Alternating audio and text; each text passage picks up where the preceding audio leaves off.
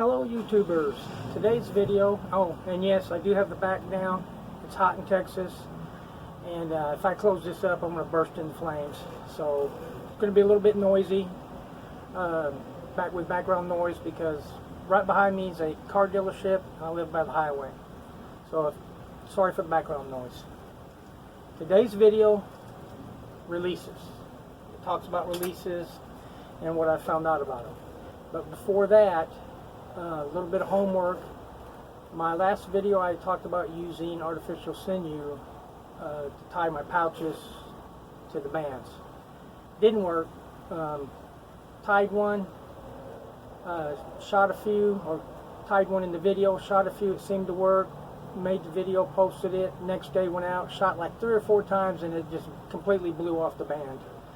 So I'm not going to use that anymore. I retied it with some wax string my wife uses to do embroidery work, and that seems to be holding up.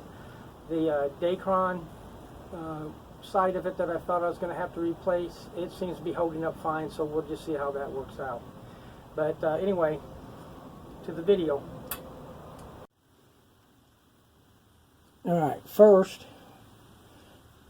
we're going to look at this release. That's open, that's close, and that's how you open it. You just a little trigger. The way this works, if I can get this right, it's a little bit awkward the way I've got it.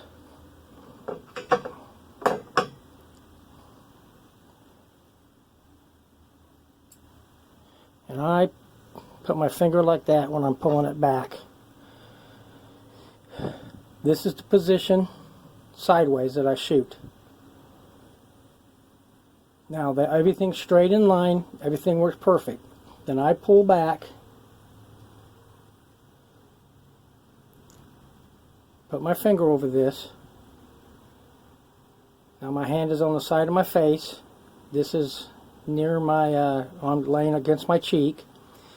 When I get the position I want and the aiming, just let it go.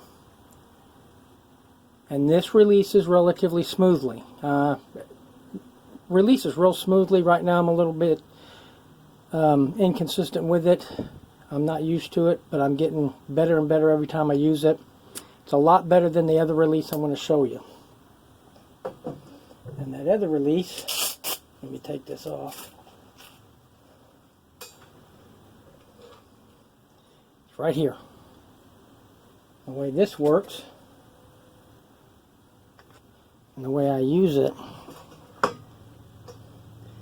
is I would put this, and I got to make sure I get it the right way. This was always a problem for me.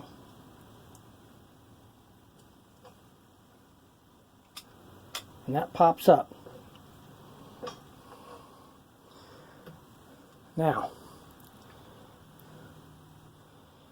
if it's like this, I have trouble with this hitting the side of my cheek and don't want to misfire. The way they use these is they turn them upside down. This is touching the side of your cheek, but you can see as I pull back, there's a little twist that I don't like.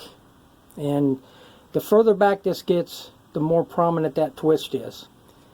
And when it gets all the way back, it's about like this, which I don't like. And when it's pulled all the way back, this does not release as clean as the other one.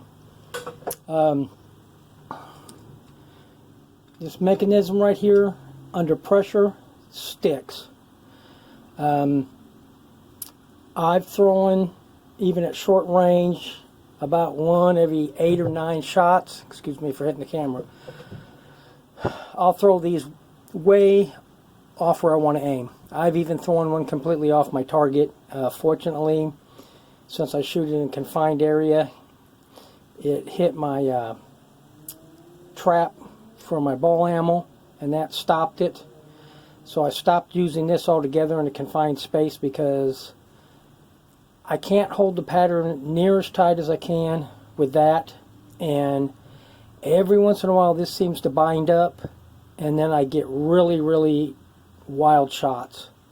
There are people that use these just fine. They do make some really expensive ones that people like. I just don't like being upside down. It just bothers me. Didn't think I would like this either, because I've tried one of these on a regular traditional archery bow and hated it. This doesn't give me the problem it does on a Slingshot. Actually, it seems to be working real well with the Slingshot I've got, the Simple Shot. And I think a lot of that's got to do with traditional archery. I shoot instinctive. So far with the Slingshot, I've been aiming, using aim points. And this just seems like a really good release. I've been real happy with it. It's only about 12 or 14 bucks. Amazon Prime it with free shipping. Another good thing about this that I like, that this one does not have, this is fixed. This right here. This, so if you're left-handed you can use it, but the important thing is, depending on how you hold this to your cheek, you may want it slightly this way or slightly this way, and it accommodates that. And another thing I've heard that people don't like about some releases, this makes almost no noise. Some of them supposedly has a click, rather loud click. This one doesn't. Been real happy with this. It's a True Fire, and this is a HME. I did see a guy who used one of these in a video, and he liked it. He said they're okay. I haven't had as good luck with this, so I would recommend this style. When this is on the wrist, should have showed you this when I had it on my wrist.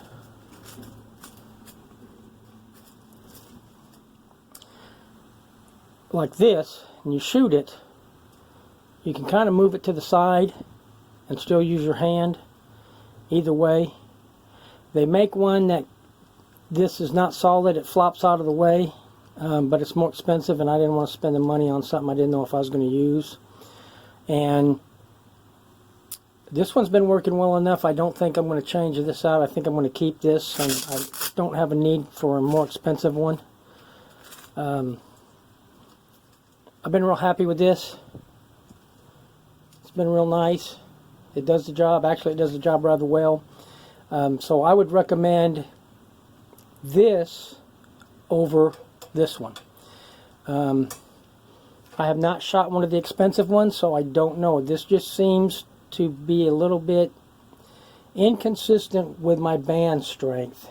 When I got it pulled back all the way, and I noticed the further I pull it back, the more inconsistency I have with this release. It seems to hang up a little bit. This one doesn't. It seems to shoot the same either way. So I would recommend this one. But those are the releases I've been using and my opinion of them. And they both of them work okay except for the inconsistency. This one works really nice, even with the Slingshot. So I'm going to keep using it. And I would recommend, if you're going to use a release, to do that.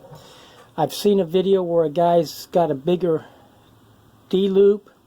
It's real big, and there's a piece of, looks like plastic tubing, and he hooks 2 fingers into it.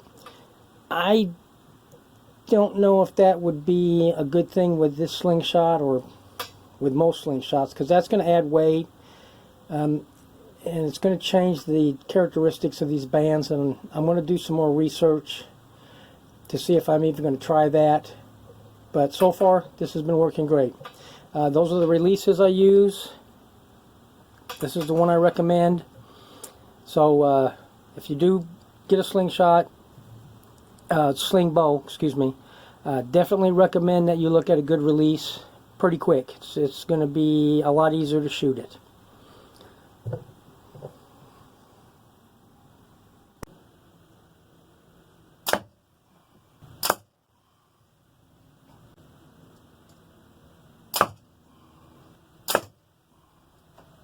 that 4-group arrow shot that you watched was edited. It takes quite a bit of time to reload the Slingbow right now, and that's because I don't have the practice or the experience with it. It's always going to be slower to reload than a normal traditional bow. I mean, that's just the way it is, and it's always going to be that way. But I am getting faster, and the release in the video, the one that I decided to use, actually makes it a little bit faster than the handheld release. But anyway, thanks for watching the video.